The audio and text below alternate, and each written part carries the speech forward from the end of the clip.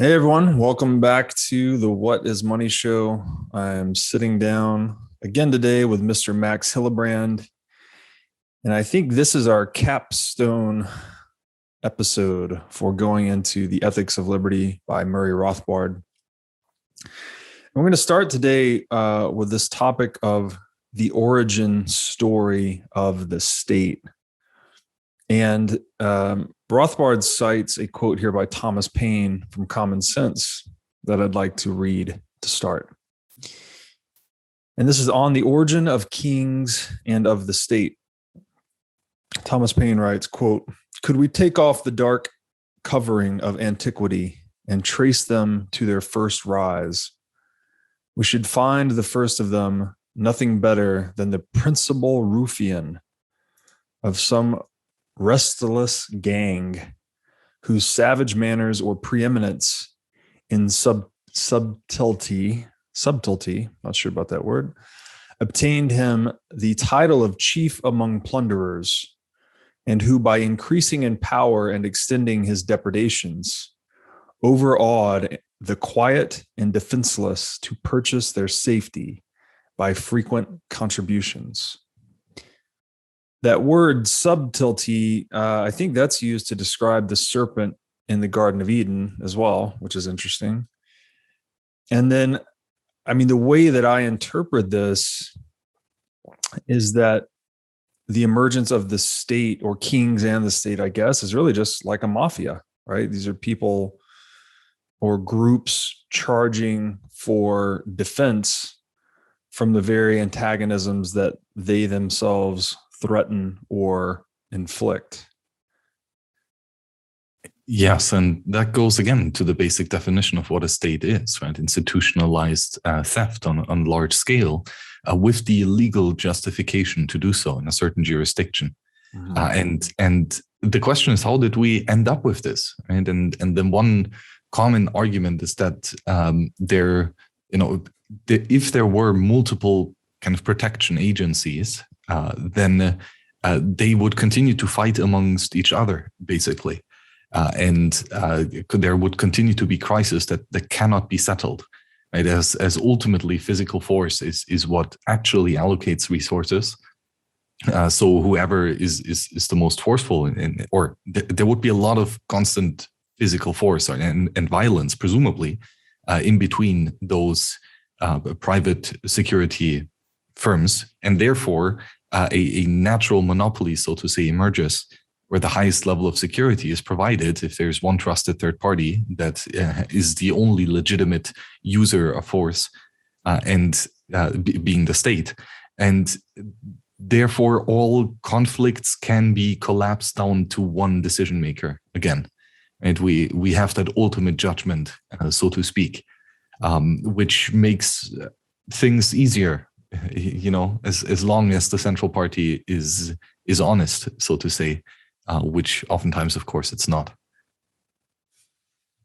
Yes, it seems like there is some economization driving it to some extent. Like it would be great to have one central party that we could just escalate all of our disputes to, and trust.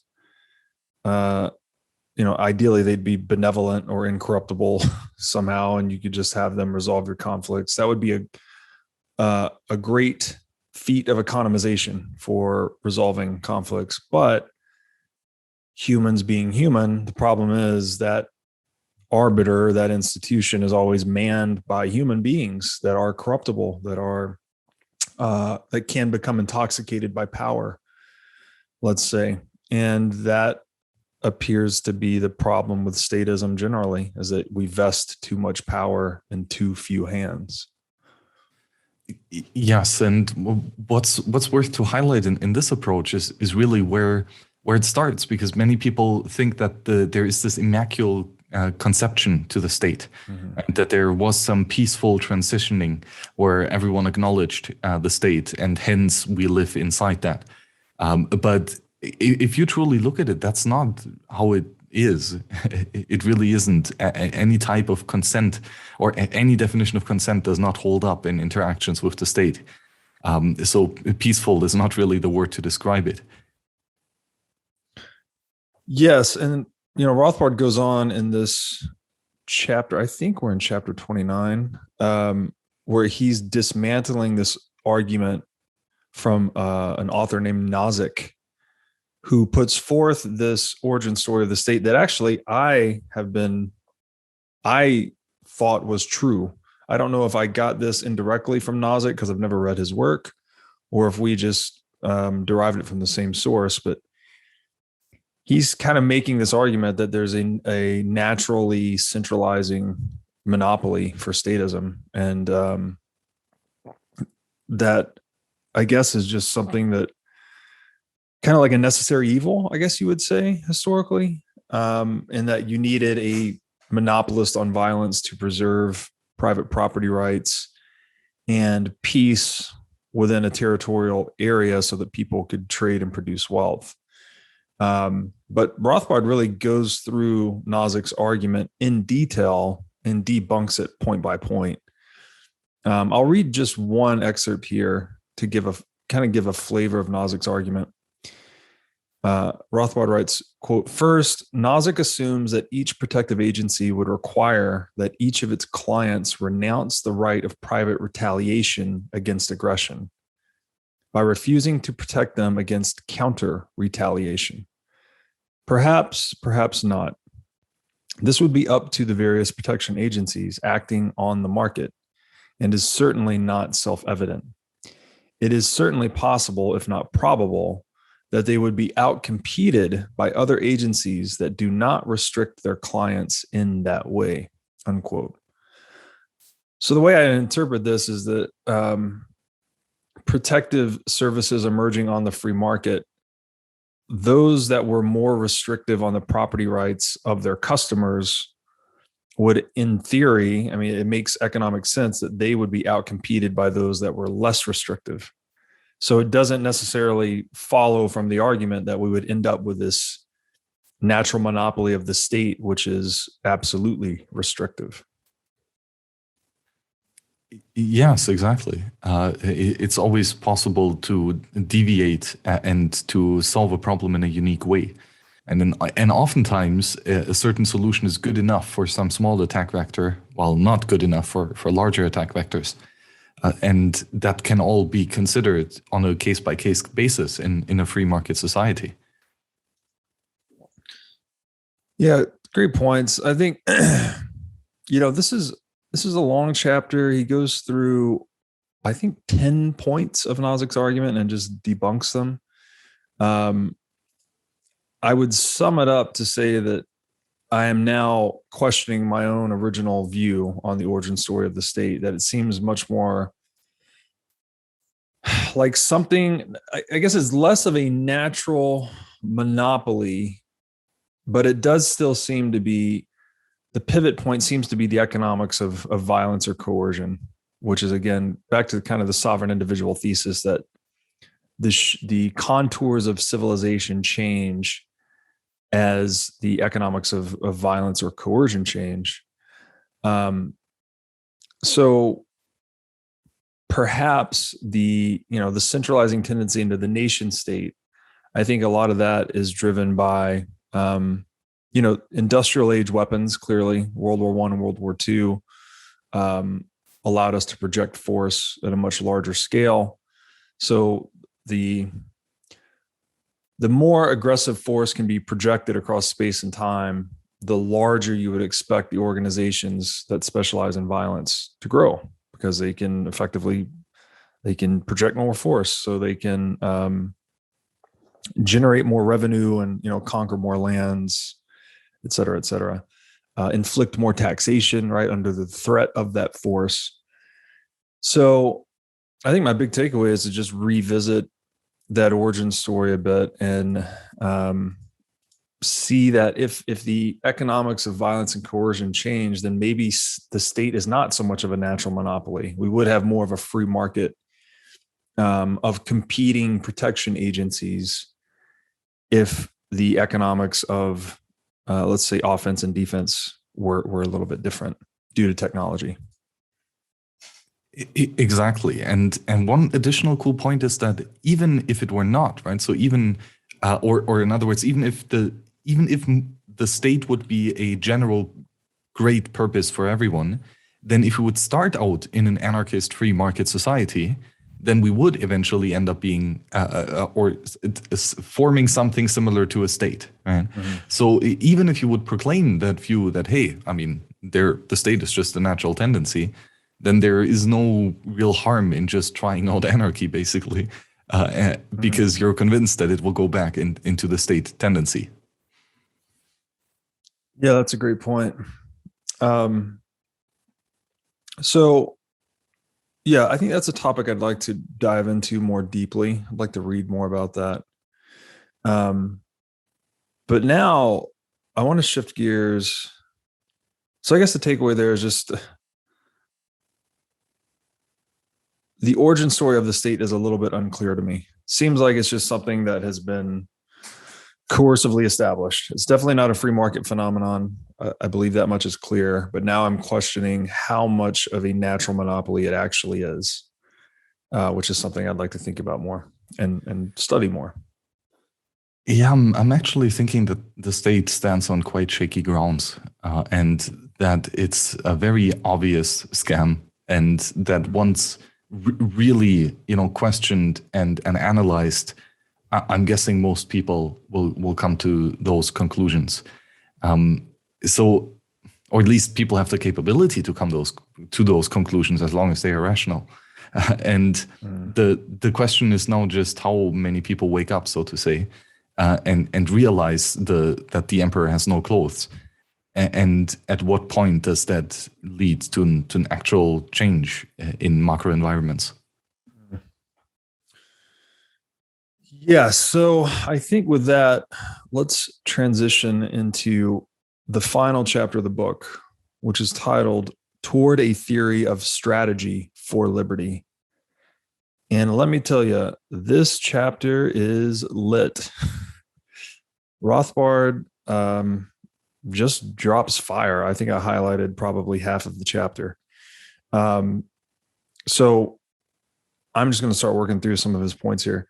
I'll open with his opening excerpt. He writes, quote, "The elaboration of a systematic theory of liberty has been rare enough, but exposition of a theory of strategy for liberty has been virtually non-existent. Indeed, not only for liberty, strategy toward reaching any sort of desired social goal has been generally held to be catch as catch can, a matter of hit or miss experimentation, of trial and error. Yet, if philosophy can set down any theoretical guidelines for a strategy for liberty, it is certainly its responsibility to search for them. But the reader should be warned that we are setting out on an uncharted sea." Unquote. So this, back to our earlier discussion where I was often thinking of liberty and through a strategic lens, whereas much of the earlier book was evaluating it through an ethical lens.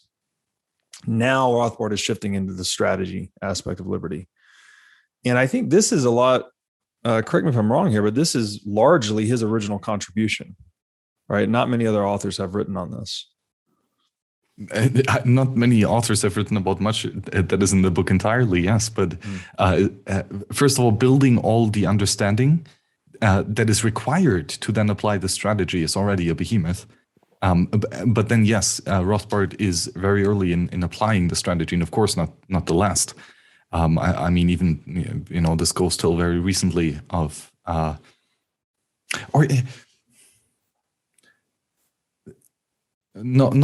would say he was probably with this property rights focused. He was certainly the first. I mean, there have always been freedom activists and strategy seekers clearing and talking, but with this razor focus and to this extent in such a voluminous treatise, I don't think so. Yes. So, and if I had to sum this up, I guess we could say roughly that the ethics represent the should, whereas the strategy represents the how. Is that approximately correct? Yes, I think that sums it up. And it's also that when we have a clearly defined ethics, then we can filter out bad strategies very effectively. Because as soon as a strategy in its application would break one of our ethical principles, it is no longer a suitable strategy. Right? So the ends do not justify the means. Right? The means have to be accordant to our first principles. And that weaves out a whole bunch of bad ideas. Yeah, that's a point he lays out here. So one other excerpt he has here is that talking about, as Lord Acton wrote, quote, classical liberalism wishes for what ought to be irrespective of what is, unquote. So this is really about setting a target for human action, regardless of what reality says. This is kind of the ethical aspect of liberalism in its pure sense. We're not talking about, red and blue statist parties here. We're talking about liberalism in the pure sense, which is low to no government, effectively. Pure laissez-faire, free market economics. And then the strategy is, how do we move from A to B, from where we are to where we should be? And so I'll read this long excerpt here. Rothbard writes, quote, libertarianism then is a philosophy seeking a policy. But what else can a libertarian philosophy say about strategy, about policy? In the first place, surely, again, in Acton's words, it must say that liberty is the highest political end, the overriding goal of libertarian philosophy. Highest political end, of course, does not mean highest end for a man in general. Indeed, every individual has a variety of personal ends and differing hierarchies of importance for these goals on his personal scale of values.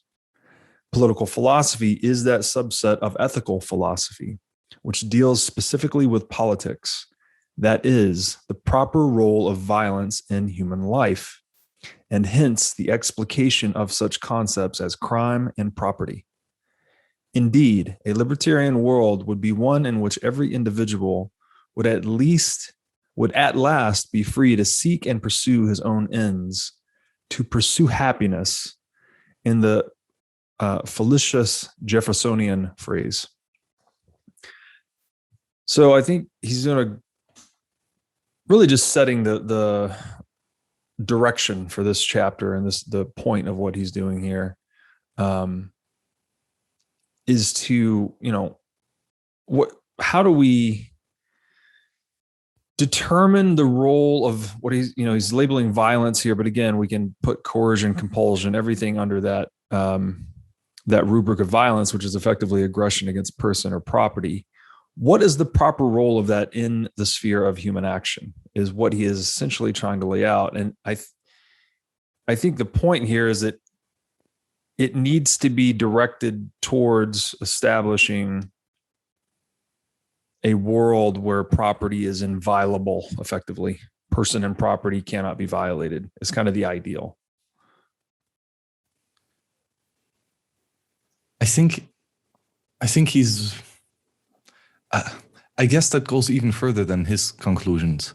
I think he's more talking here about that in a question of which action should we take? The action with that which does not break property, or that which breaks less property, is beneficial. But I guess if you think his reasoning through to the end, then you come to your conclusion that if we have a experience where the cost of breaking property is way too expensive and the cost of defending property is basically zero, then that would be a successful libertarian strategy indeed, or that will be the outcome of a tremendously successful libertarian strategy. Yes. Yeah, I think that's a great way to look at it, is that, it's good framing for Bitcoin, actually, that he's kind of pointed towards an outcome like Bitcoin without clearly having known nothing about it. I think this book was published in the 70s or 80s.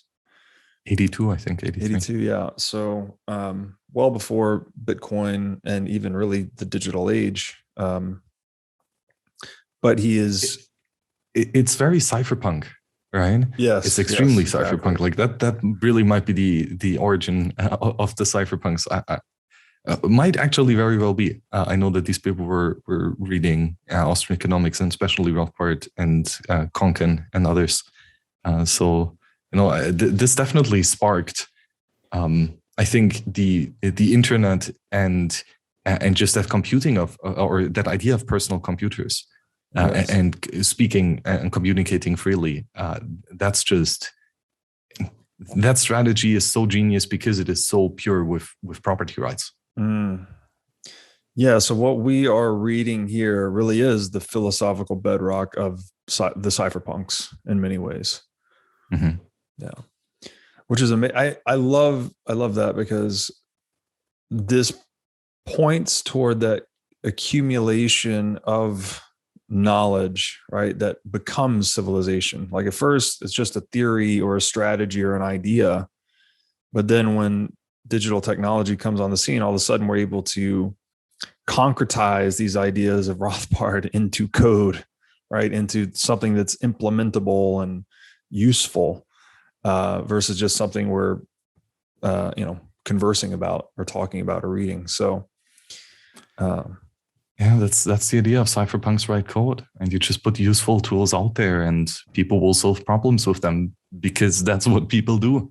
And if you found a great solution and you can share it with others at low cost, that's such a powerful psychotechnology that everyone is adopting it.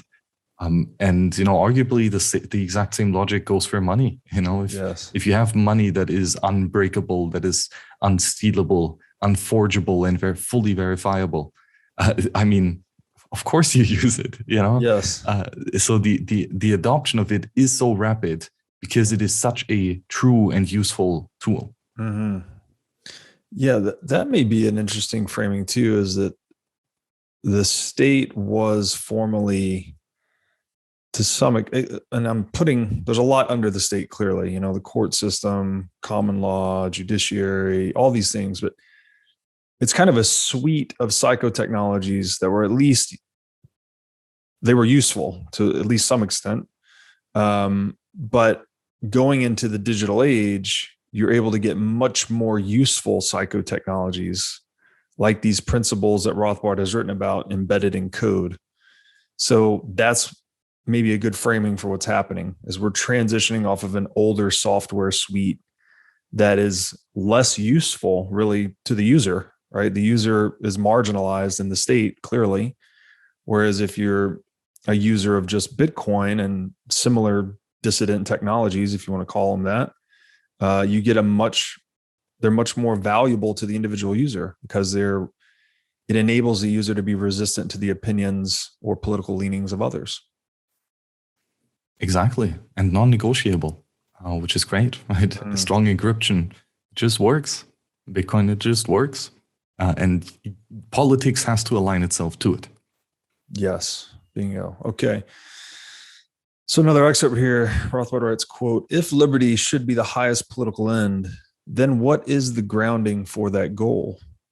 It should be clear from this work that, first and foremost, liberty is a moral principle grounded in the nature of man.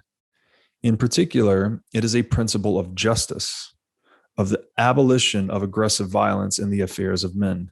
Hence, to be grounded and pursued adequately, the libertarian goal must be sought in the spirit of an overriding devotion to justice. But to possess such devotion on what may well be a long and rocky road, the libertarian must be possessed of a passion for justice, an emotion derived from and channeled by his rational insight into what natural justice requires. Justice, not the weak reed of mere utility, must be the motivating force if liberty is to be attained." Powerful stuff there. it's just this idea of,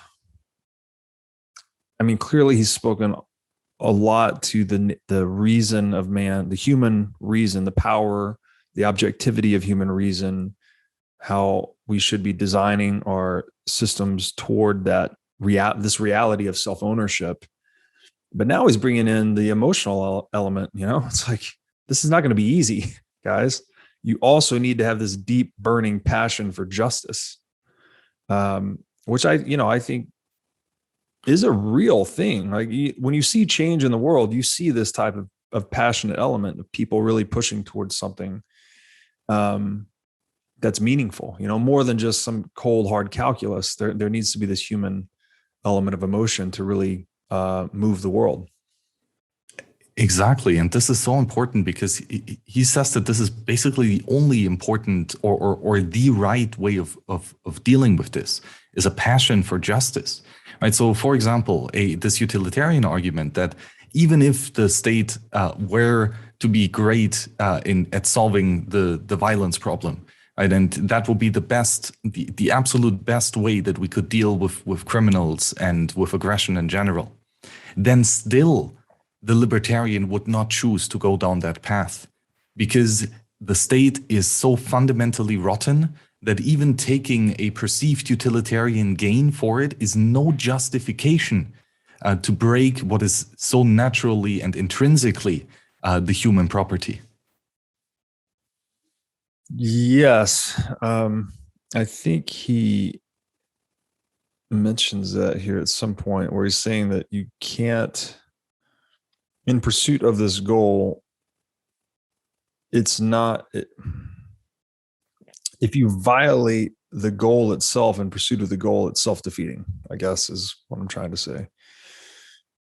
And this is so important when thinking about kind of how to go about decreasing the influence of the state. Here, if you have that thought experiment of if you would have this magical button that if you press it, the state just goes away tomorrow, poof, would you press that button? And many people would say, oh, that would be very disruptive and it would cause a lot of, like capital weirdness and whatever, right? But ultimately, again, a true libertarian answer is, yes, I will press that button. Because even temporary craziness is preferable to continuous violation of individual property rights through the state. So pressing that button is absolutely that pure and instant abolition of the state is the only viable strategy for libertarians. Yes, and that may sound fanciful to some, but we have to remember again that the state is this ideological superstructure. So it only has power and relevance because people believe it has power and relevance. This is like Yuval Harari calls these imagined orders. And this includes, the state, civil liberties, money. All these things are the stories humans generate and choose to inhabit. So if we could flip this magical switch and trigger all humans to no longer want to inhabit that story, it could actually be done instantaneously, which is pretty amazing. And on that topic of abolition, he analogizes some of this future path into a libertarian world through the lens of the abolition of slavery, actually. And he makes a number of good points here that relate to the strategy of abolishing slavery, to the strategy of abolishing statism, which I guess I should make. There's a point here too that they're not so far separated, actually. So this is a really good way to think about it. If your tax rate is 100%, you are a slave. All of the fruits of your labor go to someone else, to the tax authority. If your tax rate is 0%, then you are sovereign, right? You can act as you see fit and you are not exposed to coercion. Anywhere you are on that scale is where you land, right? Like if your effective tax rate is 50%, then you're one half slave, effectively. So when he goes into this narrative of how slavery was abolished, it's directly relevant to statism. This is not just some loose analogy. I mean, these things are quantitatively connected through the tax rate. So he's quoting here William Lloyd Garrison, who I guess was instrumental in the abolition of slavery and the emancipation of slaves. Rothbard writes, quote, "As Garrison carefully distinguished, urge immediate abolition as earnestly as we may, it will, alas, be gradual abolition in the end. We have never said that slavery would be overthrown by a single blow. That it ought to be, we shall always contend. Otherwise, as Garrison trenchantly warned, gradualism in theory is perpetuity in practice. So if you do not target your actions toward the immediate abolition of slavery, and you say, oh, we'll just extend it another 2 years here, 4 years there, and you make exceptions, that approach of gradualism will become the perpetuity of slavery in practice. And he says the same is true for statism. So we have to target the immediate abolition of the state. Exactly. And the great thing is that it is possible, at least in theory, contrary to ideals like abolishing poverty, because for that, we actually need to create resources. And that's not so easy. Mm-hmm. But in order to abolish the state, we just need to stop stealing. Mm-hmm. And that is something that is very much in grasp of humans, and that can very much be done very quickly, in fact, instantly. Though, of course, this kind of change has to first and foremost come through individuals, and there are a whole bunch of them. Bad ideas are easily proliferated and very difficultly forgotten. So this is definitely a behemoth task that, yes, is difficult, but is very much solvable. And once the steps are taken, once property rights are protected and defended consistently, we will see immediate consequences that are prophesied in libertarian reasons. Yes, absolutely. And again, here, this was possible before Bitcoin. If you could somehow convince everyone simultaneously, like, hey, the state is not a good mode of human organization, let's abandon statism for libertarianism. That's theoretically possible, but very impractical prior to Bitcoin, right? It's just hard to get that many people to move all at once. But with Bitcoin, again, if we had this magical switch to just have everyone move all of their liquid net worth into Bitcoin today, it would be over, right? Game over for the state. What can it do? All of its currencies would hyperinflate. Taxes would be very difficult to impose. Its revenue profile would effectively go to zero or near zero. And then we'd reorganize ourselves. So I think this is just, and I tweeted this out the other day, actually, at following our conversation and reading this chapter, is like, Bitcoin is the strategy of liberty. It's like, hold your savings in Bitcoin. That is the strategy. Yeah. And although it can't, we don't have this magic button to do it instantly worldwide for everyone, it's happening pretty quick. It's gone from $0 to $1.2 trillion in market cap in 13 years. I mean, it's the fastest growing asset in history. And that growth in Bitcoin market cap is a reflection, Bitcoin number go up, state power go down effectively.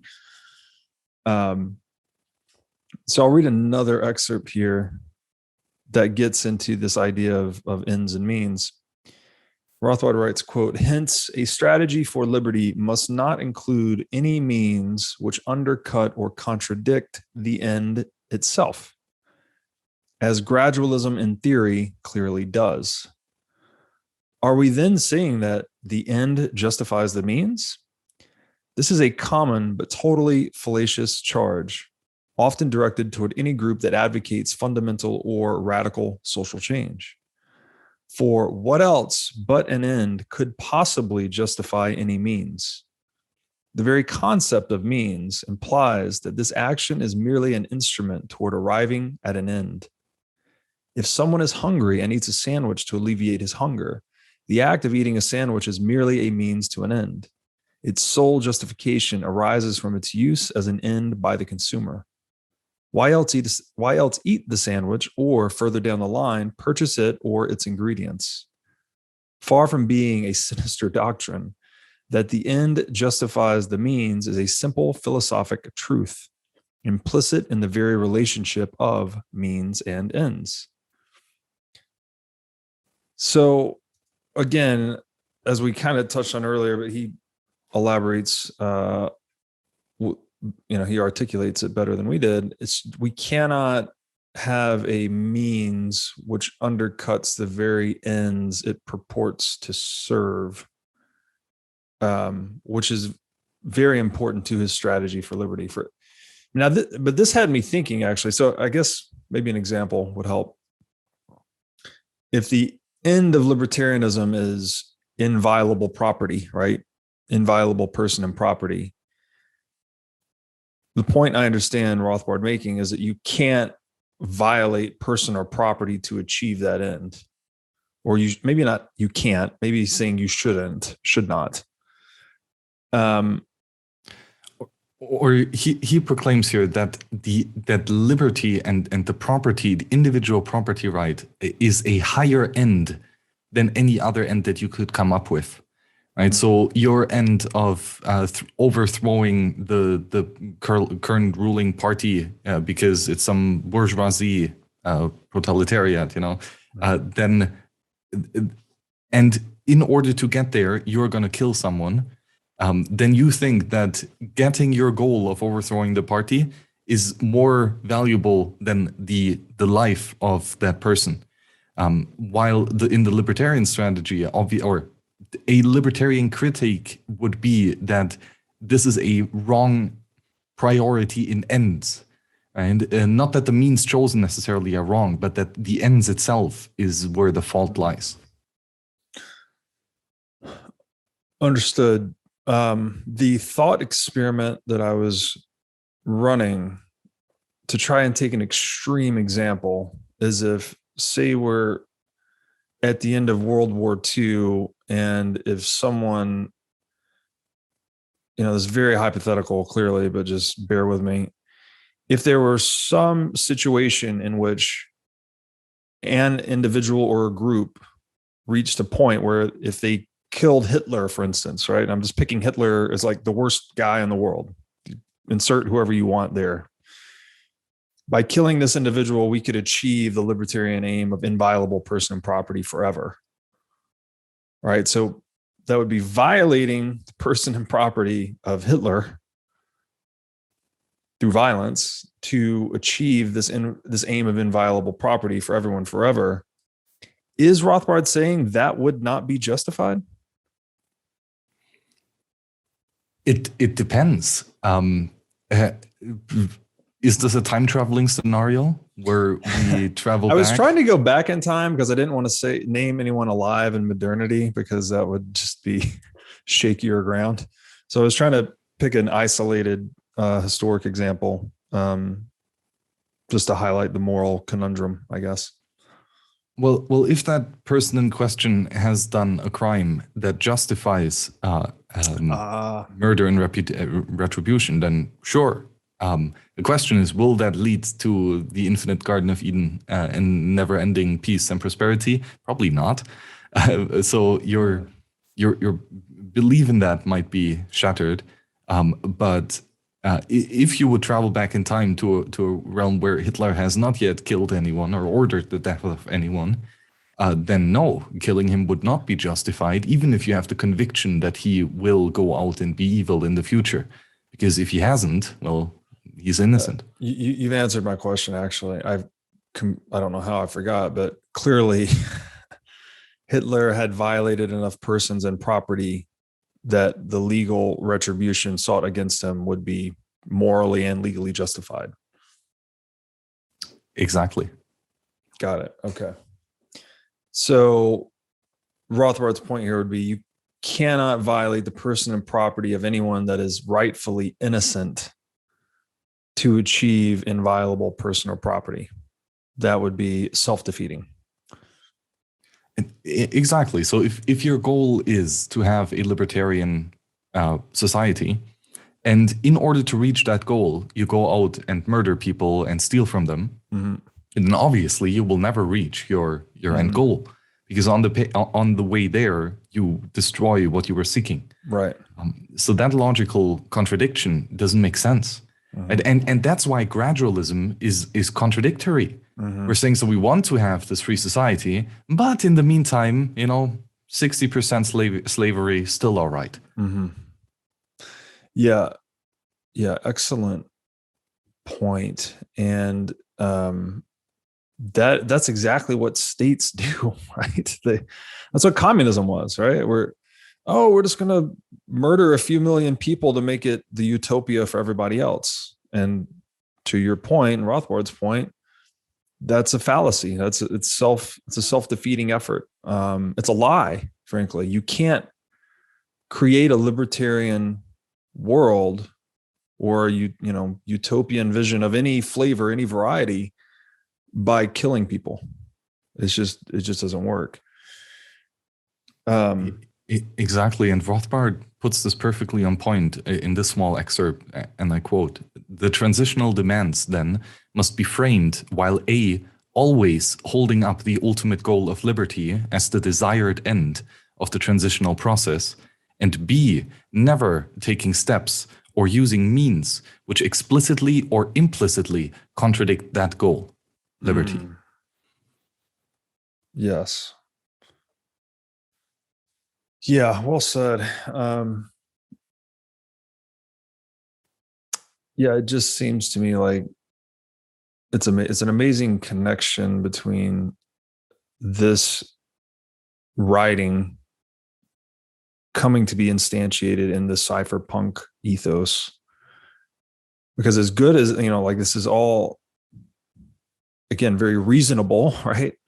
But it seems like humans need some technological lever to get that reasonableness into reality, if that makes sense. Like, it's almost like being reasonable is not enough.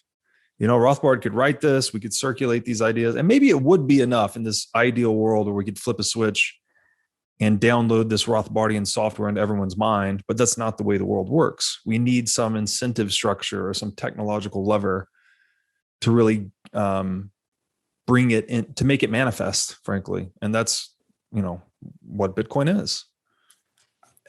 Force multipliers, that's all about, or big barriers, things like walls around the castle, very useful, ancient technology, and we haven't come up with that. But we've certainly refined it, and we've brought it into cyberspace where a lot of cool things are possible. And I think that is just so crazily unique, right? That this theory still works in cyberspace, which is crazy, by the way, right? Because meat space and cyberspace is just so uniquely different, and that cyberspace is such a rather new thing, at least as we experience it the last 30 years, that very few ways of thinking about the world still apply and still actually make sense. Libertarian strategy very much does, right? You buy your own computer, or you build it for that matter. It's an infinitely complex production stage, right? That really shows the beauty of what a free market can produce. And then you buy it and you own it, and you can manipulate that physical device however you see fit, because it's your scarce resource. And that means that you have the freedom to choose which operating system to run or which software to run on that machine. And that you have a right to actually know the pattern of, or in a sense that when you use the software, right, you don't have a property right in the software per se. That's just a pattern that is represented on this magical computer device. And with these magical computers, sending the pattern and replicating it is just so crazily cheap that it really is staggering, right? So the cypherpunk philosophy is all based in the property right of running of the hardware, and in the non-property right, in the non-scarce free software that is replicated a billion times. Mm-hmm. Yeah, that's excellent. Another useful framing, right? The state was, I mean, we kind of said this earlier, but it is its own pattern effectively. But there were people in asymmetric positions that could twist that pattern to fit their own ends at the expense of others. Whereas in the world of digital media, Bitcoin, everyone running their own node, it's like you can't twist the pattern because I'm choosing which pattern to run. So then you get this pure, voluntary shelling point, if you will, of something like Bitcoin. It's like everyone runs Bitcoin Core because the properties of Bitcoin Core are optimized for users. So there's no, like, how do you can't break that network effect asymmetrically. Yeah, that's so cool about Bitcoin, right? That anyone can use it. Anyone can utilize the means to satisfy the ends if they think that the ends are valuable. And if you believe that they are, then nobody can stop you in using the means to satisfy the ends. That's the crazy thing where Bitcoin would not be possible without the cyberspace, right? Without permissionless access to information technology and computational resources. Mm-hmm. Without that, Bitcoin is not possible, right? So we build on top of the freedom to own a computer and the freedom to run software on top of that. Mm-hmm. And when we have a permissionless computational network, then we can build this permissionless monetary network on top of it. Yeah, it's mind-blowing, honestly. So you see almost this culmination where we have private property right in the hardware, or even a bearer asset in the hardware, and then we're just sharing and distributing patterns and self-selecting, like I'm going to run which pattern serves my self-interest the most, as is every other market actor. And we're going to zero in on the pattern that serves as a result, zero in on the pattern that serves the collective interest. So it's like digital space is, it's an amplifier to free market principles. Yeah, a tremendous force multiplier. Yeah. Right? It gives everyone a voice to be heard by everyone else. Potentially, if people want to listen, and but at least it gives everyone a opportunity to speak. Mm-hmm. But probably even more so. I'm not sure what is more important, but both are incredibly. But just the opportunity to listen and to read what's on the internet. Mm-hmm. I mean, seriously, that's just crazy, insane that we can just read, everything on the internet, which is an overload of data that is absolutely surreal. But you could potentially, right? That fact alone changes everything. Yeah, it's so transformational. And just to put a button on that topic with Bitcoin, it's like, okay, if you find the ends to be valuable, then you essentially have the means to run that pattern or run that software. And it, maybe this isn't provable perhaps, but it seems evident to me that every rational economic actor will choose to be sovereign once they understand it. I'm not saying this happens overnight, but people would choose the sovereignty or the inflation resistance or taxation resistance of something like Bitcoin to all other monies forever. Like that, I can't imagine a world where the human reason deviates from that. Yeah, that's very true. And that's because, I think the reason why I'm so convinced about that statement is because it is a logical axiom. It goes very way back to marginal diminishing values, right? Mm-hmm. Subjective value theory. And here the basic gist is the more stuff you have, the better. Yeah, because you man can use prefers the stuff, more goods to less. Exactly, right? Because you can use that additional unit, that marginal additional unit, to solve a problem that you previously did not solve. So if someone takes stuff away from you, we assume in praxeology and Austrian economics that that's a bad thing, mm-hmm. and that you can now solve less problems, therefore fulfilling less of your potential. Hey, everybody. As you've no doubt learned by watching this show, Bitcoin is the single most important asset you can own in the 21st century. And one of the most important companies in Bitcoin today is NYDIG. NYDIG's mission is to get Bitcoin into the hands of as many people as possible. One of the ways they are accomplishing this mission is by empowering banks and financial technology companies to offer their own Bitcoin products and services. As a true game changer in the industry, NYDIG is safely unlocking the power of Bitcoin for forward-thinking individuals and institutions alike. Led by Robbie Gutman, Yin Zhao, and Ross Stevens, NYDIG has absolutely exploded onto the Bitcoin scene recently and has quickly become a leader in this space. So, whether you are a professional investor looking for asset management services, or a company looking to white label your own Bitcoin product or service, consider NYDIG your single source solution for everything Bitcoin. I will read another excerpt by Rothbard here. It says, quote, "The insight that the state is the permanent enemy of mankind, on the other hand, leads to a very different strategic outlook. Namely, that libertarians push for and accept with alacrity any reduction of state power or state activity on any front. Any such reduction at any time is a reduction in crime and aggression, and is a reduction of the parasitic malignity with which state power rules over and confiscates social power." So he's back to this point that really as long as the means does not undercut the ends, which is to say we don't violate any personal property in this pursuit, that the libertarian should celebrate or strive for any reduction in state power. So even though earlier he said, you shouldn't aim for gradualism, but gradualism is a necessary phenomenon, just in the fact that we live in space and time with limited resources. That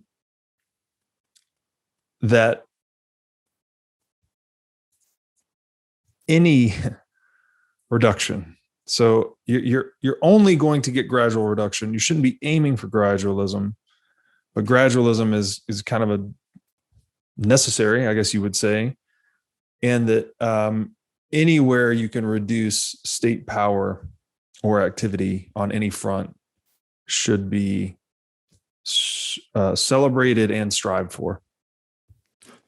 Exactly. So while the ultimate goal, of course, is absolute liberty, and that if there were this magical button where we could end all liberty, we obviously should use, where we could end all state aggression, then obviously we should press that button. But of course, that button doesn't exist. But in a different thought example, if a button would exist to reduce a small part of the suffering, right, to reduce the state activity in some small area, then that is still preferable, right?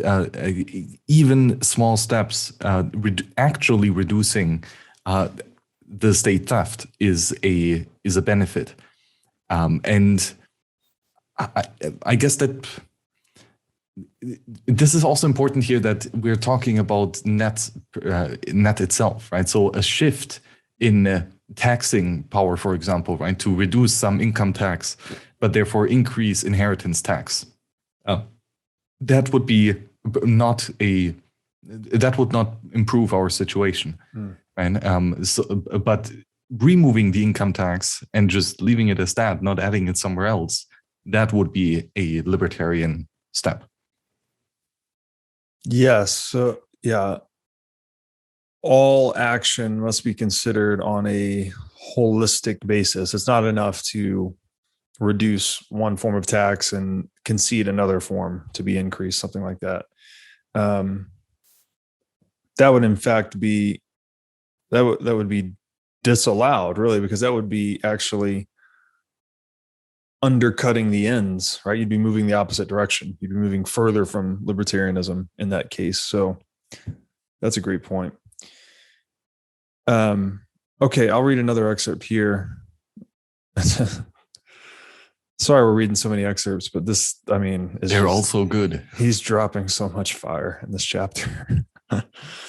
Rothbard writes, quote, "We conclude this part of the strategy question then by affirming that the victory of total liberty is the highest political end, that the proper groundwork for this goal is a moral passion for justice, that the end should be pursued by the speediest and most efficacious possible means, that the end must always be kept in sight and sought as rapidly as possible, and that the means taken must never contradict the goal. Whether by advocating gradualism, by employing or advocating any aggression against any liberty, by advocating planned programs, or by failing to seize any opportunity to reduce state power, or by ever increasing it in any area." So I think that is the argument in a nutshell. It's like, if you desire liberty for yourself and for the world, you have to take this, I hesitate to use this word because it's associated with some bad things in human history, but it's almost an absolutist approach, right? It's an absolution towards liberty. You can't make any exceptions. You can tolerate gradualism, but you cannot aim for gradualism. And then the planned programs piece, I think, is part of the gradualism thing. It's like you can't agree to reduce a little bit of tax over time, because then you're just extending out that point, right? When you get to now later, they're just going to try to extend it again and ad infinitum, so it will never reach its goal. So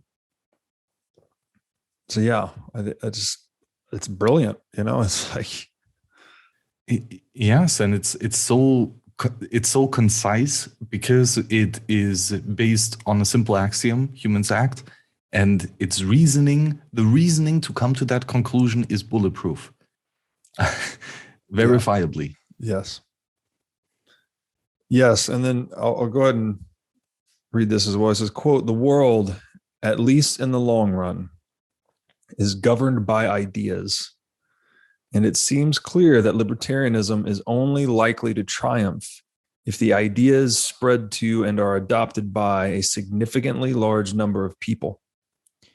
And so education becomes a necessary condition for the victory of liberty. All sorts of education, from the most abstract systematic theories down to the attention-catching devices that will attract the interest of potential converts. Education, indeed, is the characteristic strategic theory of classical liberalism." And this is just a huge, resounding point in my mind. And, this is something that I've even pivoted my life on. I've said this many times, but I'll say it again. This quote from H.G. Wells: "Civilization is a race between education and catastrophe." Like, it's just, if that doesn't hit you like a ton of bricks, I don't know what will. We are the dominant species in the world because of the logos, right? Our ability to tell and believe stories, construct these ideological superstructures like the state, like money, like civil liberties, all these things under which we can organize ourselves and coordinate human action at scale in a way that no other animal can. That's what makes us who we are. But if we if we organize ourselves under the wrong ideas, right, like statism, that's premised on coercion, right, that we can violate human self-ownership or human reason, then we can really direct ourselves to catastrophe. It's like we have this superpower, right, to organize ourselves flexibly in large numbers, but if we point ourselves the wrong direction, then we all go off the cliff together, right? And that's what communism was in the 20th century. And I think that's what statism is increasingly. I mean, it's what it is, but it's increasingly evident that it is a misdirection or misguidance of human action in the 21st century. So, but it's as simple as just changing people's minds. I mean, it sounds simple, but it's actually really difficult, right? Because people have this inertia, right? Or they have these habits and experiences in life that we have this tendency to assume that the way things are is the way things should be or will be. But history says the opposite. Yes, and of course, there's a lot of wisdom in here, right? And this goes back, as Rothbard said, right? This is so deep in the liberal tradition, that you focus on education and on fostering a brighter mind that can reason more sharply and come to more solid conclusions that are actually useful for everyday actions. So I don't want to underplay that, but it's also a very bleak and in a sense hopeless analysis, right? Because if liberty truly depends on so many on other people changing their minds, then it is very difficult for me to actively manifest this, right? Mm-hmm.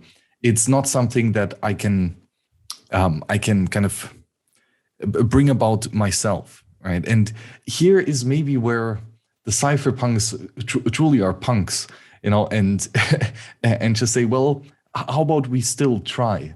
How about we use technology so that we can create a free and private space for human interactions, despite the majority of people having statist ideas. And that is even more so that the statement of cypherpunks write code, right? It's not about educating people about how important a certain software is. It's about writing the tool and getting it out there, at least for yourself, right? And this is somewhat of kind of a shortcut. It gets you to a free place in the here and now. If you use encryption and Bitcoin today, you're at a tremendously free state compared to other individuals on this earth. But still, it's still not the end goal, right? Even if you would have pockets of liberty, that's preferable, and that's better than to have no pockets of liberty, absolutely. But ultimately, or I think the reason why this is not good enough is because there's just so much more potential if you would increase the workforce in our division of labor in the free market economy. The additional problems that could be solved would be tremendous. So even if you are in a small pocket of liberty, you're still incentivized, so to say, to continue furthering the adoptions, at least of other pockets of liberty, or even to emerge this complete state of liberty, at that point benefits would be even more than they were before. Yeah. In the last, I think it's the last chapter of Human Action, Mises writes about this as well, that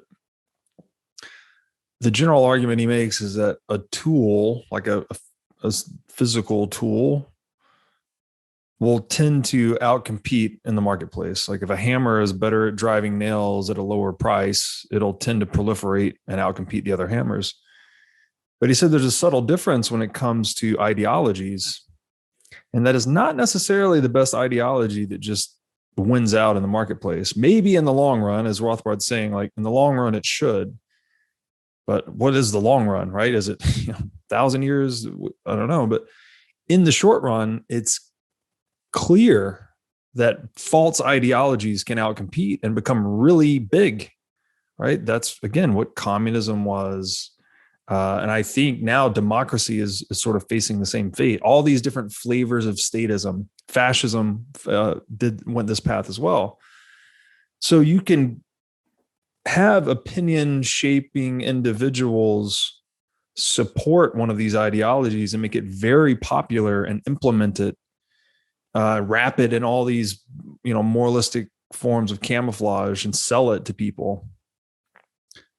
But that's really bad, right? It's really bad that these ideologies aren't, because I guess there's so much nuance and sophistication to them, right? They really are the most powerful psychotechnology suites in the world. So there's a powerful incentive for people that understand it to try to control it and then push it on people, sell it to people, whatever.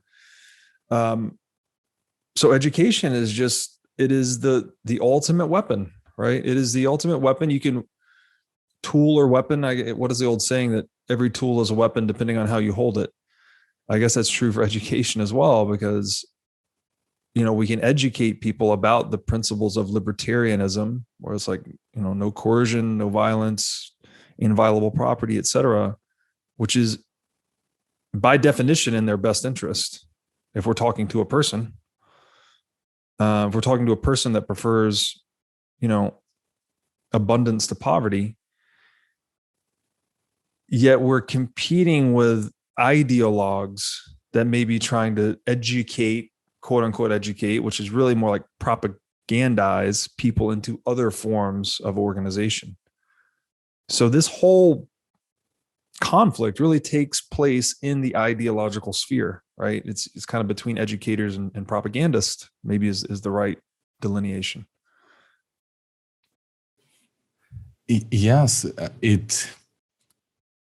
I mean, you know, to a sense, you do want to influence other people with your ideas, right? That's the reason why we talk to each other and why we communicate. I just think that, again, here, property can be a useful differentiator, right? Do you influence me in a way that it protects my property and increases my prosperity and my option space and my ability to choose and manifest that? Or does it hinder me to do that, right? Or are you in the way? Or are your ideas leading me to a path where destruction is the only possible outcome? And well, I guess that's where also the scientific method, you know, comes into play, right? To actually check the logical rigor of your ideas and to have other people peer review it, and for other people to evolve the thinking even after you, right? That's incredibly useful to go about with. Yeah, I guess the problem arises, again, it's when people don't understand the lies they're being fed, right? Because today we have politicians in the US telling us, oh, we're going to roll out this, I don't even know the numbers, $3 trillion spending plan, but they will bold face on television tell the population that it costs zero. It's like, we're going to spend $3 trillion. It's going to cost nothing because we're going to tax the rich. And people believe that shit, man. It's like, have you ever seen the movie The Truman Show, where the guy, it's Jim Carrey, is in this, you know, reality TV bubble? It's like, when I see that, I feel like I'm watching The Truman Show. That people can logically like process that in their mind, like $3 trillion the government's going to spend, but it's going to cost nothing. Like, it's mind blowing, to say the least. And I can't help but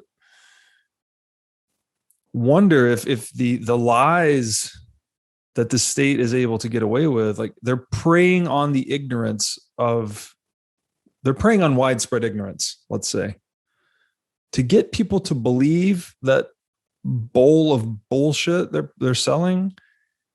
It's almost like they need to keep people uneducated or miseducated to some extent, especially in the sphere of economics, property, libertarianism, philosophy. Like, you don't want a critical thinking society if you're a statist, because then your propaganda is not going to get through their filter. And when I look at public education in the US, like, I came up through the public education system, good in some areas, I guess you could say. They teach you mathematics and things like this. But when it comes to looking at socioeconomics and statism in particular, there's no critical thought about that at all. It's just government is the deity effectively in most of the worldviews proffered in public education.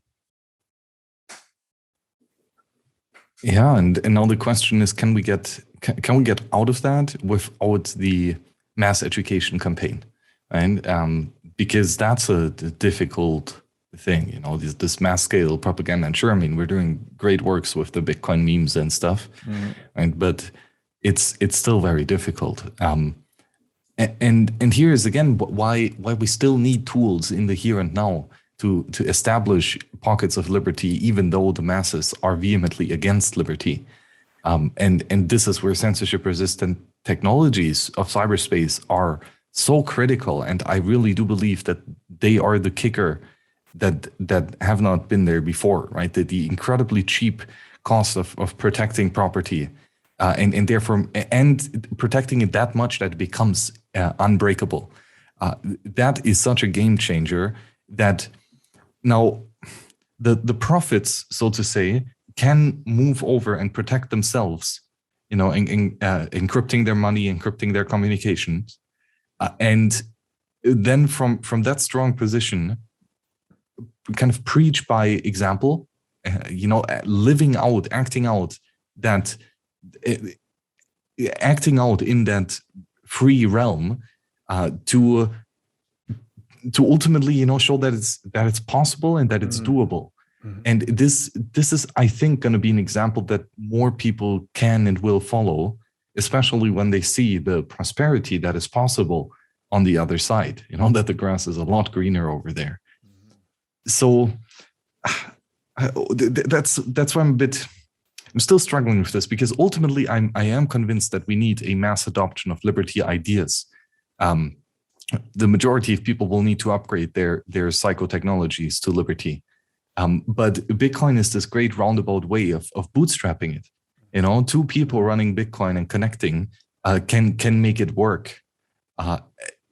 And adding more people is just making it better and better. Yeah, I agree.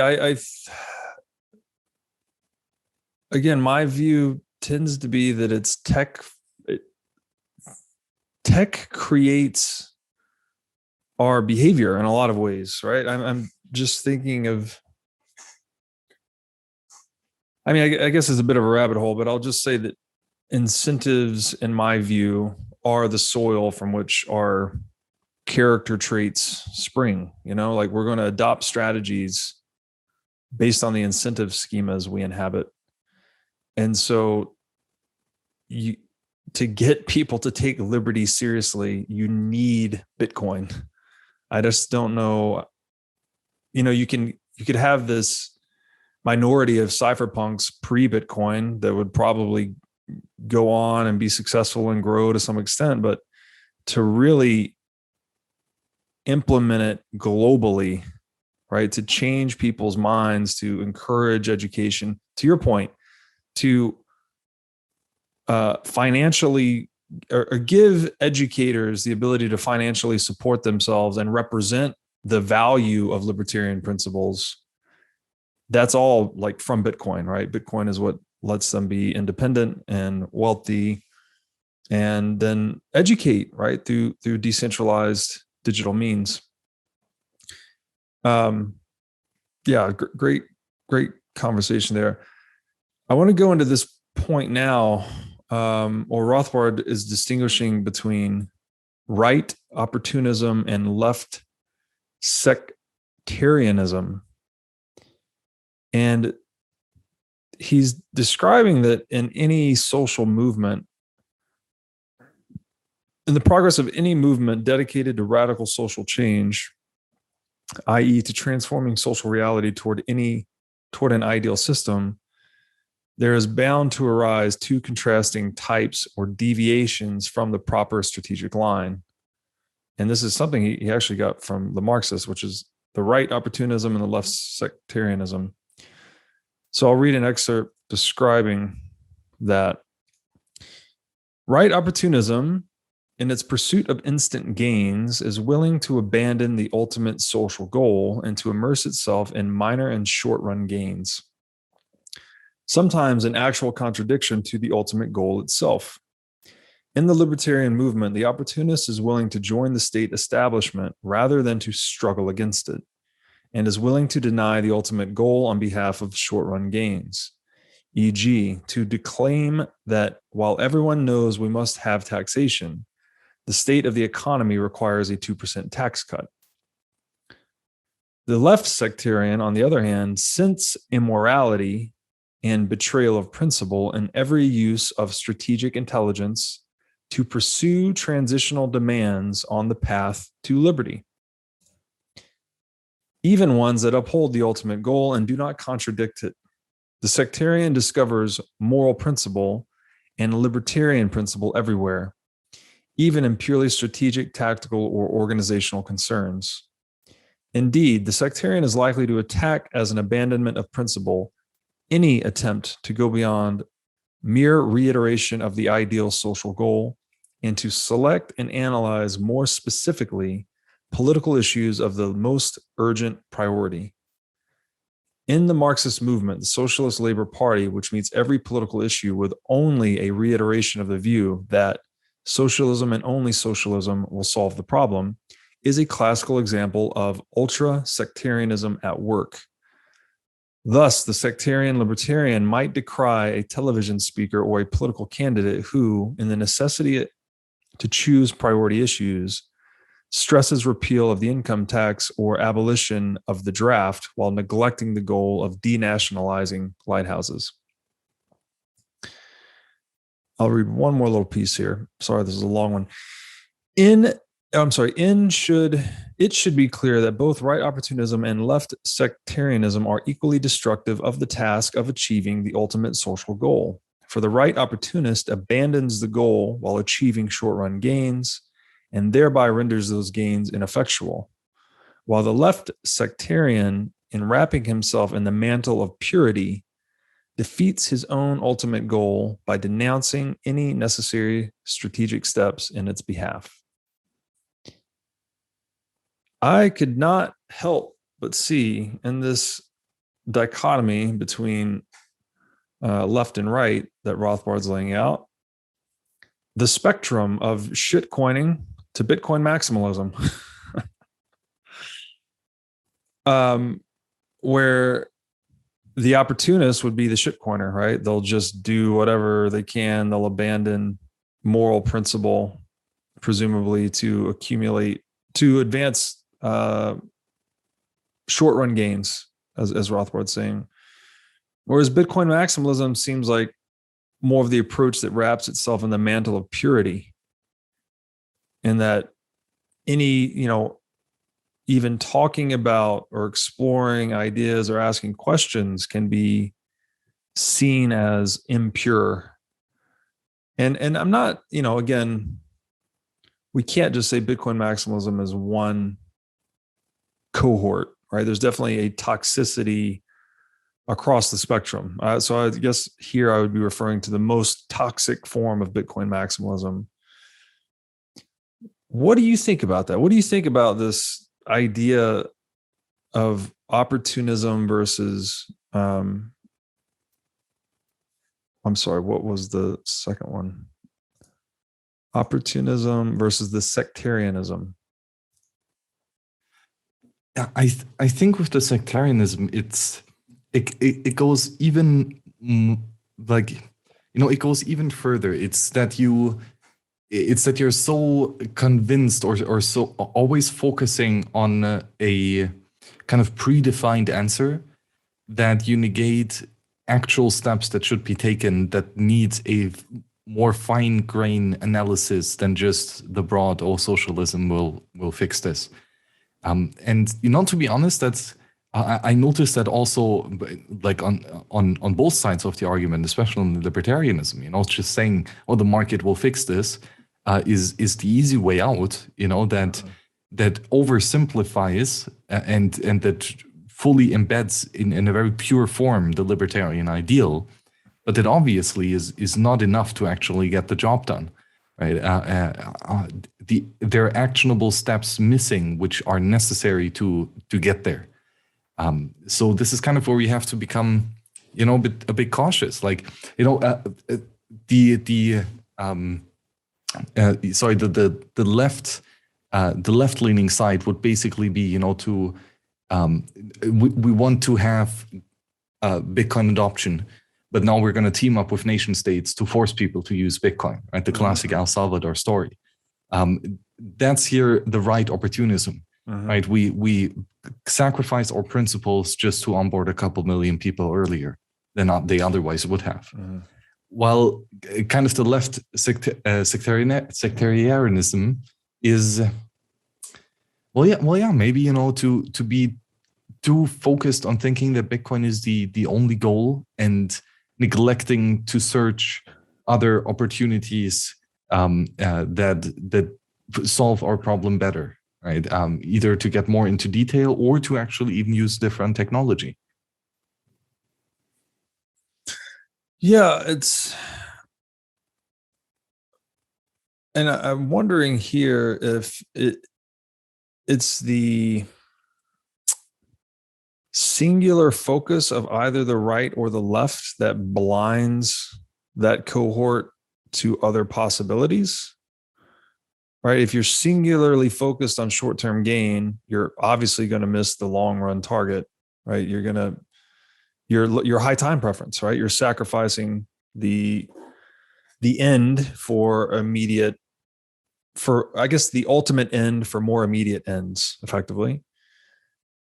But on the opposite end of the spectrum, the sectarian end of the spectrum, if you just conclude, right, like this is the only thing that matters forever, don't ask me any questions about it. It's pure, it's beyond reproach or beyond interrogation or questioning, then you adopt a certain kind of blindness as well, right?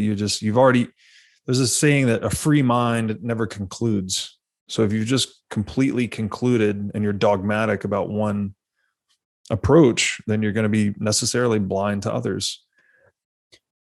So, and it's a mix of both. And there's another great excerpt here, and a quote that the Marxists have correctly perceived that there are two sets of conditions are necessary for the victory of any program of radical social change, what they call the objective and the subjective conditions.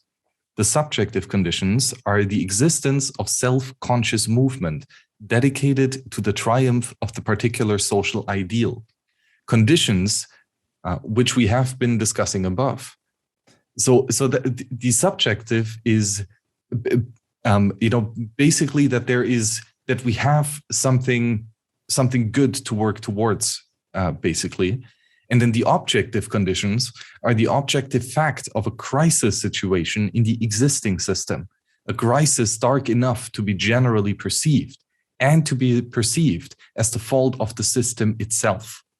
And that is required too. You need to not just be running towards something, but also running away from something. And when both of these things come together, that's where you're at razor focus. And that's where radical change happens. And that's also so pressing for Bitcoin, right? Because it was established, with the chancellor on brink of second bailout for banks, at the heart of the financial crisis, where a crisis situation in the existing system, just as Rothbard lays it out, is highlighted as the thing that we're running away from, the pre-Genesis era. And then we work towards something by actually building a free monetary network that actually solves those issues and is a much more beautiful solution itself. Yeah, that's an excellent point. So the Rothbard is advocating for the middle way here, right? There's got to be, you need both of these conditions. You don't want to be a radical opportunist or a radical sectarianist. And he goes on to say this. He says, indeed, if we examine the revolutions in the modern world, we'll find that every single one of them, A, was utilized by an existing cadre of seemingly prophetic ideologists of the alternative system, and B, was precipitated by a breakdown of the system itself. So, what I'm reminded of here, because he's distinguishing between subjective, objective conditions, you need both. And that's what, as you said, something to run away from and something to run towards. You're running away from an objective breakdown of the system towards more highly valued subjective system or aim. Vervaeke has this term that transcends subject-object that he calls transjective. And it's interesting here because he refers to adaptation actually as transjective. Right? What is adaptation? It's not, you can't say it's objective in the organism. You can't say it's just subjective in the environment. I mean, there's some reciprocity between the two, right? There's objective, I may have got that backwards. There are objective environmental conditions. There are subjective interpretations of those conditions by the organism that lead to action or behavior. And as a result of the dance or the confluence between those two, you get Darwinian adaptation and natural selection. And that's similar to what we're describing here, right? There's an objective breakdown in the system. There's a more highly valued subjective end or alternative system that we're running towards. That's what drives this process of adaptation. So I guess the general message here is this caution of extremism, perhaps. The middle way is how we navigate. Oh, you have to be extreme on your principles, right? And not compromising on them. But then in that left and right dichotomy, yes, I think it's the balance point. That both sides need to be considered and utilized, right? You cannot fall only on one side or the other. That will lead to collapse, right? And that's what makes it difficult and a very dynamic process. Yeah, because the earlier point was to be an absolutist on libertarianism, right, is necessary to bring it into existence. So, yeah, very complicated, fascinating at the same time. And I'm doing this other series on this book, Lila, that I've mentioned before, that actually subject object is a metaphysics that Aristotle gave us, basically. So it's like it is itself a psychotechnology. It's a very deeply embedded one. Like, it's almost impossible to not think in subject object, but there are these areas like adaptivity, like the price, by the way, market price is transjective, right? It's where subjective demand crosses objective supply and you get this market price. Mm-hmm. I guess in general, the concept of fitness is kind of transjective. And that's what's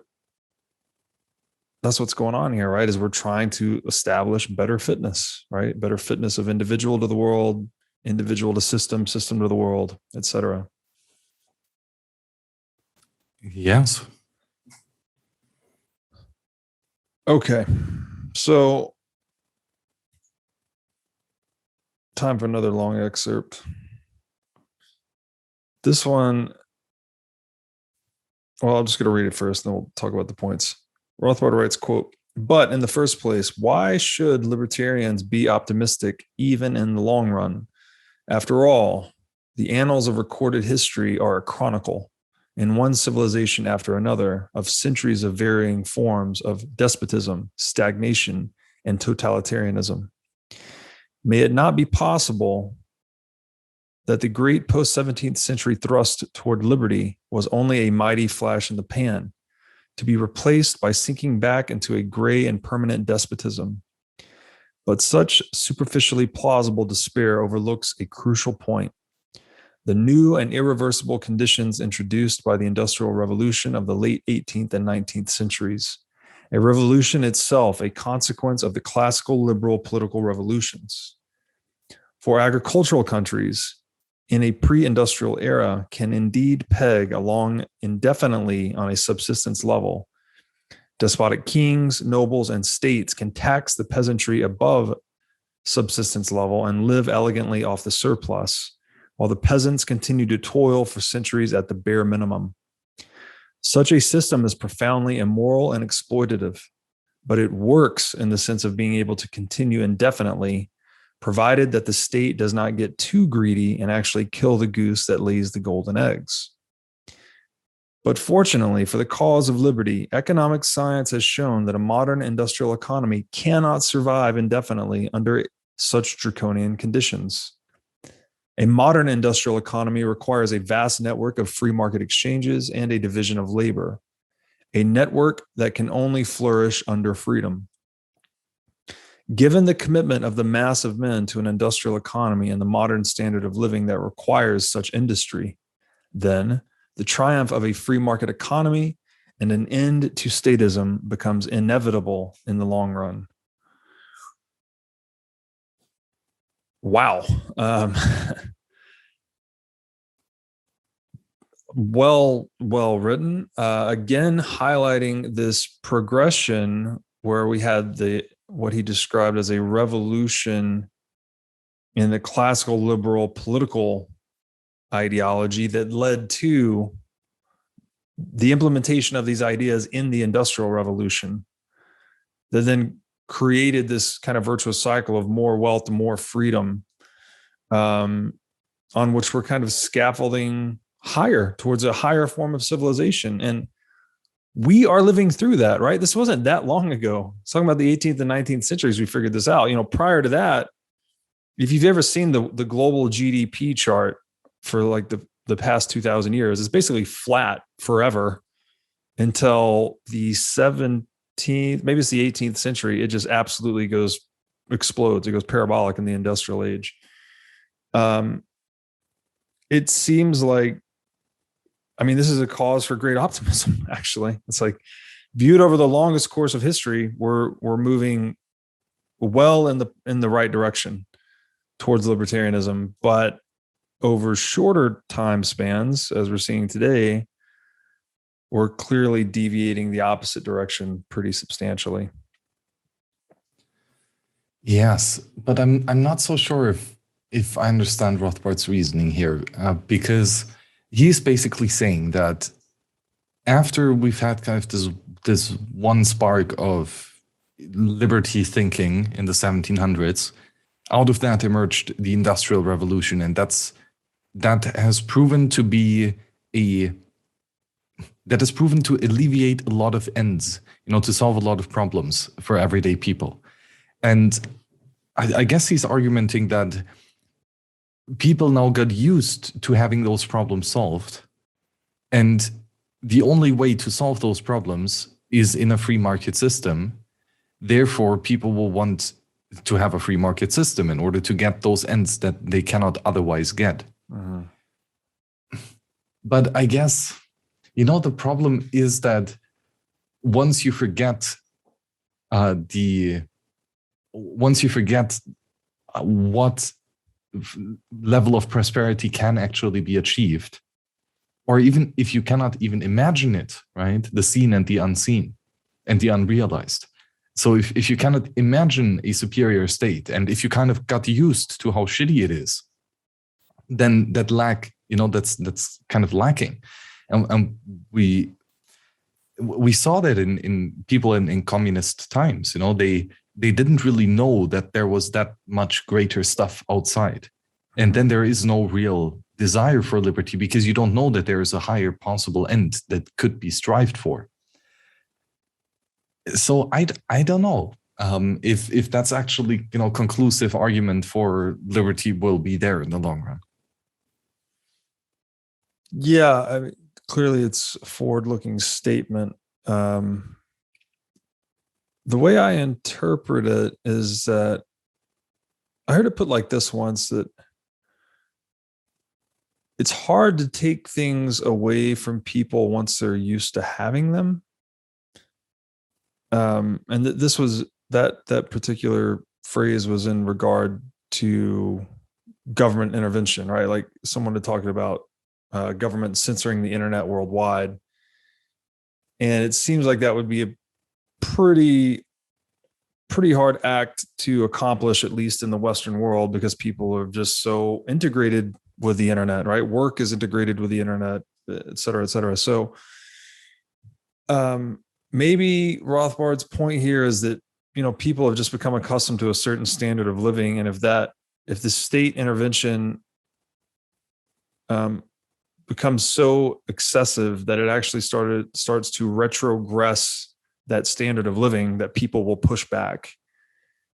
I'm not entirely sure either, but I think that the other thing that's really key here, I got this from Peterson, who got it from Piaget. He talks about this difference between equilibrated and disequilibrated structures, which I'm sure you've probably heard if you've listened to Peterson's work. And he just says that the equilibrated structure, which is something that's voluntarily adopted, it will outcompete the disequilibrated structure in the long run, because the disequilibrated structure has to impose its rules on participants. So it's like fiat currency, right? No rational market actor voluntarily uses fiat, or it would not emerge on a free market, let's say. You can get into the nuance of voluntary versus involuntary. So there's a cost to enforcing those rules and protecting the turf on which fiat currency exists. So it's a disequilibrated structure. There's an expense to imposing it, frankly. Whereas something more like Bitcoin is an equilibrated structure in that it's voluntary, right? You don't have to impose the rules of Bitcoin on people. People voluntarily adopt them. Miners voluntarily participate in the market to enforce them. So it has this more sustainable economic dynamic, I guess, that supports it. So in the long run, again, not knowing exactly what that is, we would expect freedom to outcompete despotism. Maybe I'm oversimplifying, but that was just kind of my interpretation on it. I think you're pretty spot on. And, thinking about this as well, like what Rothbard is saying here is basically that back at a lower capital accumulation stage, socialism still was not as harmful, or not perceived as harmful, because the difference was not that major. But once we got into the industrial kind of age and we saw the amount of capital that we can accumulate, at that point you kind of cannot really turn back. And arguably the same is currently happening in Bitcoin, right? I mean, I've heard from so many people that once you get Bitcoin, you can't unget it, right? It's like you're just continuously obsessed with it. And Bitcoin only works in a free society, right? It's and therefore you will continue to strive towards building that free society. And that's at least a very strong personal motivation for me and others. And arguably that is just another kind of manifestation that things are indeed moving towards that direction. Because with every new liberation technology that we see, we cannot unsee it. Yeah, that's a great point. Is Bitcoin's kind of a one-way street, right? Like, you go into the rabbit hole, you don't come. I don't know anyone that's come out of it. I guess you could say there's been the Roger Veres or whoever of the world that get into Bitcoin and then try to make their own Bitcoin or whatever. But every Bitcoiner that I interact with just goes one direction down the rabbit hole. So that's an interesting point. And it again speaks to human nature being a core component of this technology, because it's more than just a technology, right? It's also a psychotechnology, or it's one of these ideological superstructures in a way. Like, that's what money is, but Bitcoin is just the most pure form of money, or the most fair form of money there has ever been, which makes it really important in the context of everything we're talking about. Okay, I'm going to read another excerpt here. Rothbard writes, quote, "For half a century, statist intervention could wreak its depredations and not cause clear and evident crises and dislocations, because The quasi-laissez-faire industrialization of the 19th century had created a vast cushion against such depredations. The government could impose taxes or inflation upon the system and not reap evidently bad effects. But now statism has advanced so far and been in power so long that the cushion or fat has been exhausted. As economist Ludwig von Mises pointed out, the reserve fund created by laissez-faire has now been exhausted. Whatever the government does now leads to an instantaneous negative feedback that is evident to the formerly indifferent and even to many of the most ardent apologists for statism. So this sparked a thought for me, is that did we extend the runway of statism a bit early on in the digital age? Because clearly these tools and technologies, and I guess you could add globalization here too, that both of these changes radically increased the global division of labor. So it gave statism maybe a little bit more of this capital cushion or income cushion to draw down against. What do you think that's accurate? Because again, this book's written in the 80s. Clearly, statism's still alive and well 40 years later. So, yeah, that's an interesting point, because ultimately the state is a parasite and it can only consume while reducing someone else, or it can only survive while reducing someone else or consuming someone else. And therefore, you either drain the capital stock or you drain the capital flow into the stock. Mm-hmm. And if you drain more than the flow, then you're eventually going to run out and you're going to consume it all. Now, arguably the internet has kind of increased the flow of capital, mm-hmm. New inflow of capital that we could accumulate and create. Arguably that has been had a substantial impact on.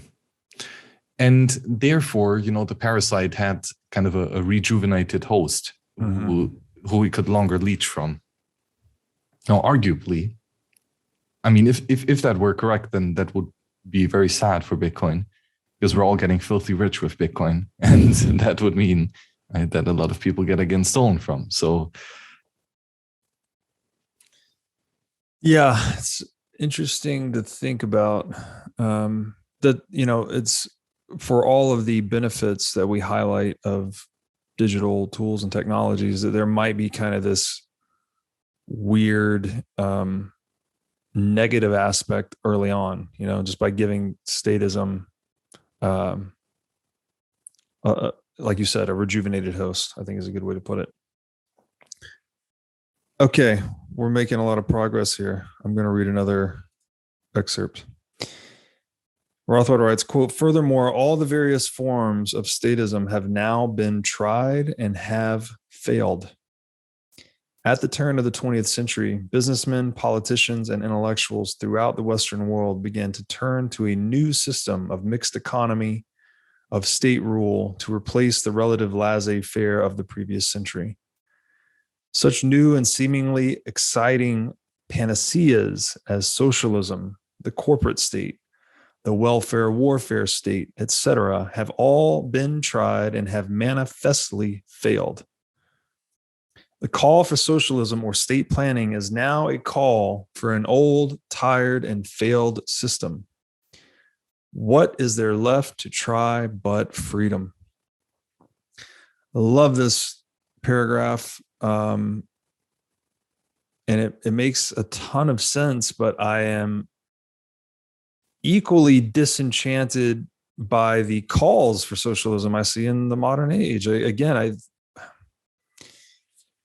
don't know if we diluted our intellectual stock in the past 50 years on fiat currency or what, but we, at the university age demographic, there are really loud calls for socialism, communism, to the point that, certain young people call each other comrade. How did we regress so much? Is this just So maybe it's a combination of these two things we just described: the rejuvenated host and global fiat currency, where the parasite was basically able to escalate its depredations on the host. Is that what extended the runway for statism and got us back into these cries for communism that we see today? Yes, I think so. And in addition to that, it's that the fiat malinvestment was especially done into fiat academies and universities. And that Prussian outcome-based education system is literally designed to create, either industrial slaves or military war machine soldiers. So it's definitely not a system to foster individual thinking and a love of liberty. And yes, a century of all that malinvestment and overconsumption and all that propaganda being spread has serious consequences that we will need to deal with. And it's not a quick or easy way out of this. To an extent, I think that Bitcoin is the easiest way out of it. Yeah, agreed. So we're basically almost done. I've only got one excerpt left to read here. This one is interesting. So I'll read it first. Rothbard writes, quote, "Perhaps the best sign of all, the most favorable indication of the breakdown of the mystique of the state was the Watergate exposures of 1973 and 1974. For Watergate instigated a radical shift in the attitude of everyone, regardless of their explicit ideology, toward government itself. Watergate indeed awakened the public to the invasions of personal liberty by government.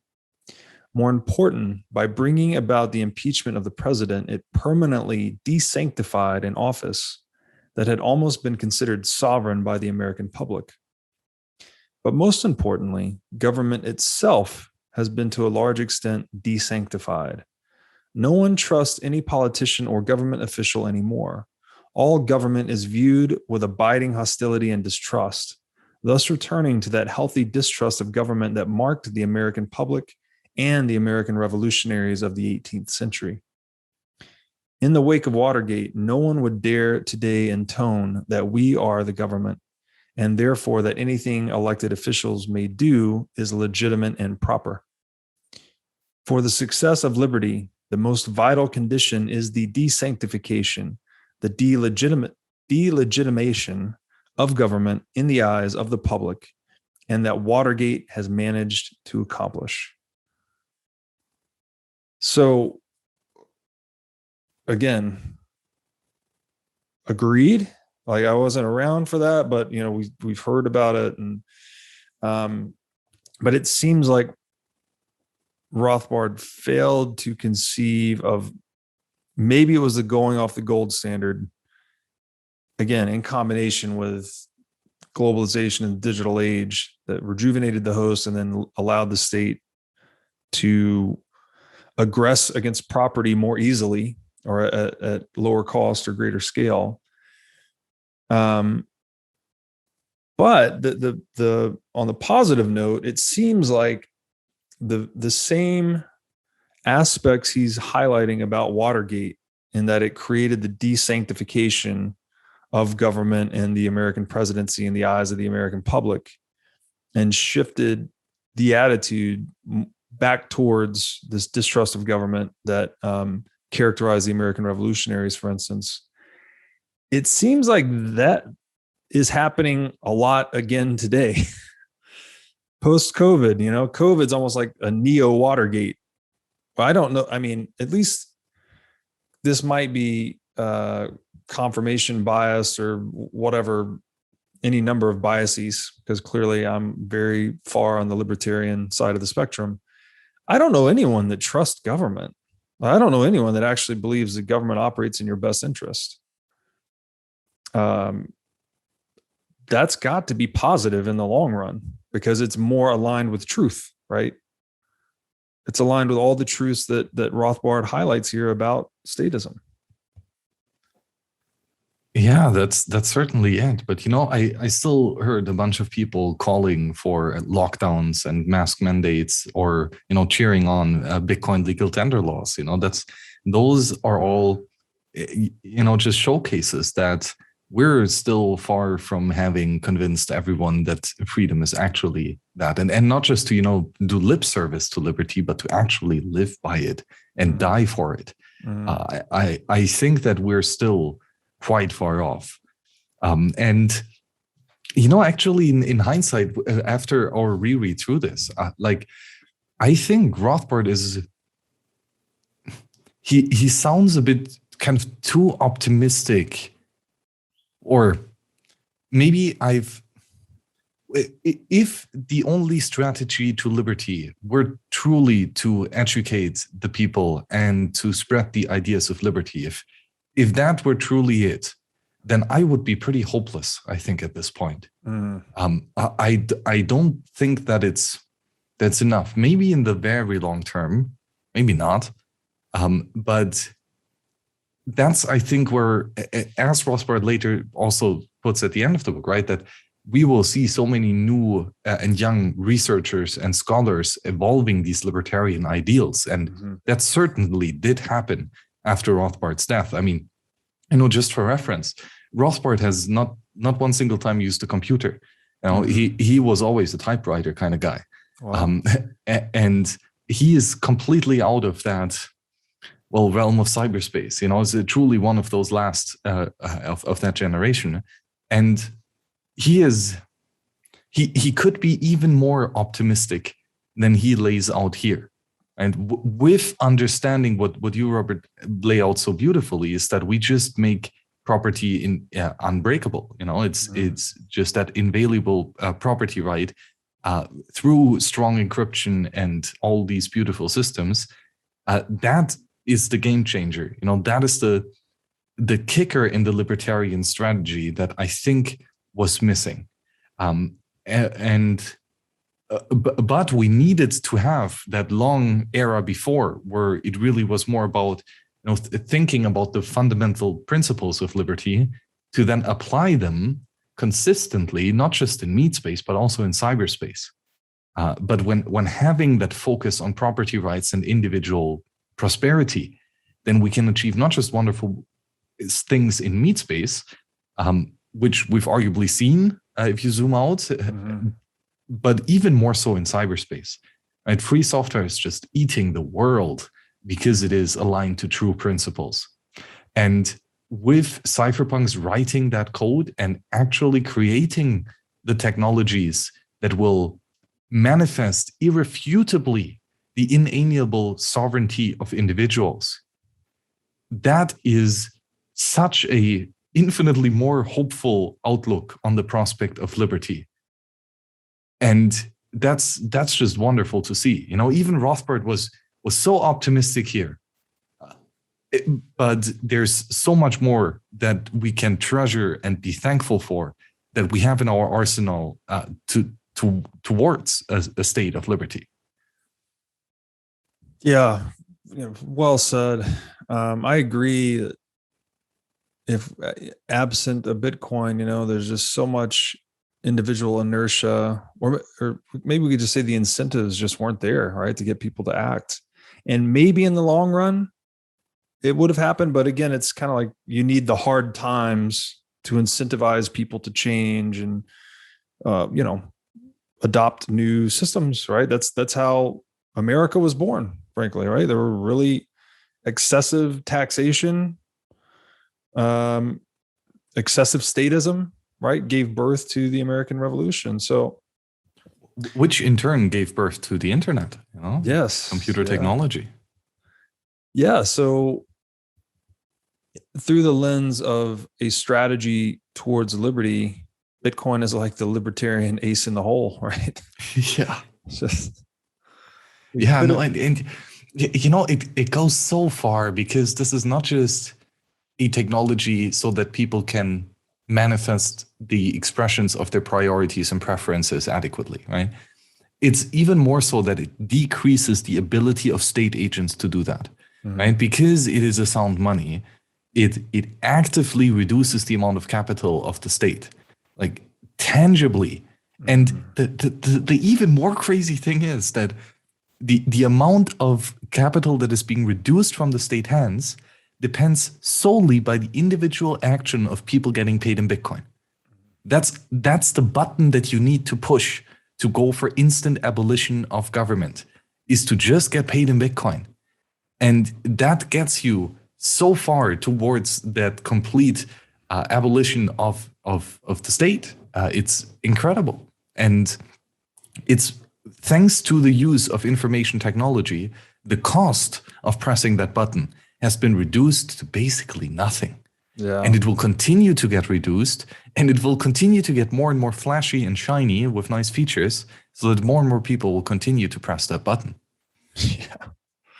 It is such a beautiful thing. The empowering, Bitcoin specifically, but also many other digital tools and technologies, as we said, they're empowering this a priori reality of individual self-ownership. It's like we're less dependent on these large analog age institutions whose rules may or may not favor our interest, or we may or may not be exposing ourselves to rent seeking, right? We're increasingly able to empower and energize the reality of our own individual self-ownership in radically new ways, with more options, more wealth, more productivity, more economization, all the things. It's just so mind-blowing where it really goes. And to your point with Bitcoin specifically, is we have a tool that has successfully aligned the killer app of getting rich with the abolition of statism. So it's like, yes.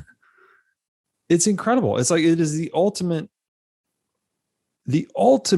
weapon for individual liberty, right? It's destroying the thing that preys on individual liberty and taking the energy from that and giving it, energizing individual liberty. It's mind blowing, honestly.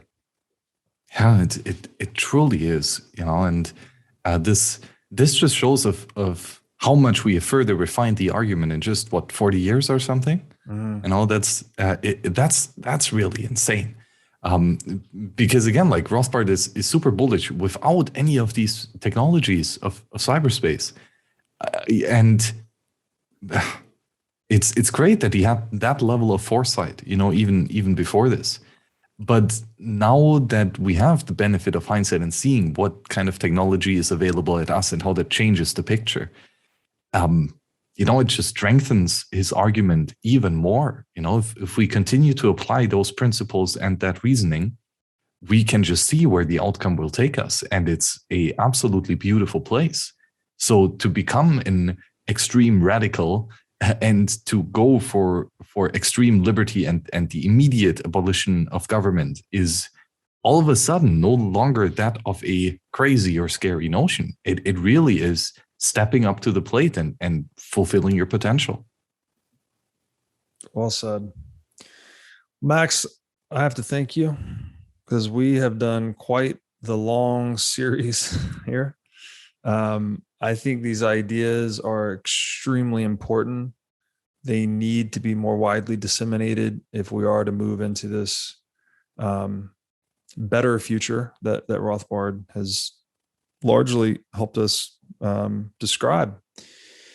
And, thank you for being a living philosopher. I think Bitcoin and the world needs people that think deeply about these topics. And, I have to thank you personally for pulling me into this, because I'd read a little bit of Rothbard before, but not, you've helped to guide me to the right pieces here. And I think this book is the book to read from Rothbard based on my limited exposure so far. So thank you for that. Well, yeah, thank you very much, Robert. This really was a pleasure. I love that book. I remember so vehemently reading it for the first time. And it's really been a pleasure to go through it with you now. And that it gave me really a new appreciation of not just what's in the book, but what's not in the book. You know, that what we've kind of developed here, that to just make property unbreakable. It's such a crucial point that really few people have articulated in that way, and in this old tradition of praxeology. But we see it embodied, and we see it working, and we see how incredibly successful it is. It just gives me this another whole great appreciation of what we're doing, and how, forward thinking and pioneering this really is. Like, this is a insane experiment, and that it has not yet blown up is a miracle. Seriously, it's absolutely wondersome. But with and then ultimately, though, even though that we figured out all of these technologies, still upgrading the psychotechnologies of every individual is a requirement. Is to hark back to the probably very first episode of the series. As the morality of a civilization increases, its freedom increases. And as the morality of a civilization declines, its freedoms decline. And education, and especially spiritual or philosophical education, or ethical education specifically, is so crucial, and it has been neglected in recent times. So it's again up to individuals to use these fabulous technologies of cyberspace to re-educate and to pull up your peers to a higher state of understanding and grasping with a certain subject that especially so crucial as politics and economics and money, that can be so influential to your everyday life. And if you don't understand these things, you're going to get robbed blind very quickly. Yes. And it's going to be a painful process. But with education, you can arm yourself to understand the reality of things and to prevent yourself from making stupid mistakes that are easily preventable. So going through especially this book and sharing our kind of struggling and wrestling with that content was hopefully interesting for some, and hopefully, well, useful for most. Yeah, I do hope people find it valuable. And, to your point, when it comes to money and property, if you don't understand the game that is being played, then you're probably being played, right? So hopefully this helps wake people up to that reality. Could you please tell my audience where they could find you if they want to learn more about you and your work? As towardsliberty.com. It's a small little website with my contact detail. And on Twitter at Hillebrand Max, GitHub Max Hillebrand, basically under my name. Lots of places out there. And I guess just on YouTube there have been, I've created a couple different playlists with numerous kind of educational videos talking both about the economics as well as the technology, and then the applied kind of philosophy. So I'm always eager for conversations. So let's keep them coming. And yeah, again, Robert, thank you for inviting me for that very, very long conversation. But it was a blast recording this throughout these months. And even more exciting to actually listen it being produced and published out there, and all the feedback. So it's been a pleasure. And keep up the great work. Pleasure's all mine. I had a blast as well. We'll link to all of your stuff in the show notes. And Max, thank you again. Bye-bye.